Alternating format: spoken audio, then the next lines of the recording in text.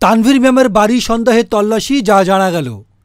অবৈধ অস্ত্র ও ছাত্র জনতাকে হত্যাকারীরা লুকিয়ে আছেন, এমন তথ্যের ভিত্তিতে রাজধানীর গুলশানের একটি বাড়িতে গতকাল মঙ্গলবার মধ্যরাতে দরজা ভেঙে ঢুকে তল্লাশি করেছে একদল ছাত্র জনতা।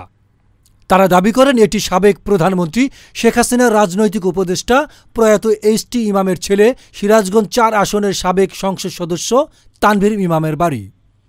ছাত্র জনতার তল্লাশির প্রায় আধ ঘণ্টা পর ঘটনাস্থলে গুলশান থানা পুলিশ উপস্থিত হন।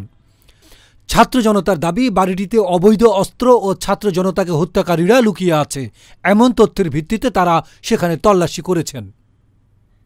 কিন্তু বাড়িটি এইচ.টি. ইমামের বাড়ি নয় বলেই দাবি করেছেন বাড়ির তত্ত্বাবধায়ক ও গাড়ি চালক মোহাম্মদ আব্দুল মান্নান। তিনি গণমাধ্যম কর্মীদের বলেন, এটি এইচ.টি. ইমামের বাড়ি নয়, এটা রহমান সাহেবের বাড়ি। রহমান সাহেবের মেয়ের সঙ্গে তানভীর ইমামের বিয়ে হয়েছিল অনেক আগেই। 2001 সালের দিকে তাদের বিচ্ছেদ হয়ে যায়।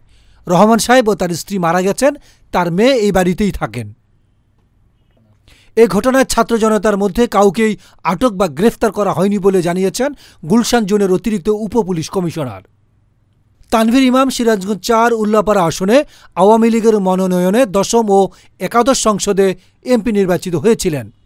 এছাড়াও তানভীর ইমাম আওয়ামী লীগের নির্বাচন পরিচালনা কমিটির কো চেয়ারম্যান ছিলেন। ডেস্ক রিপোর্ট, গণমানুষের আওয়াজ।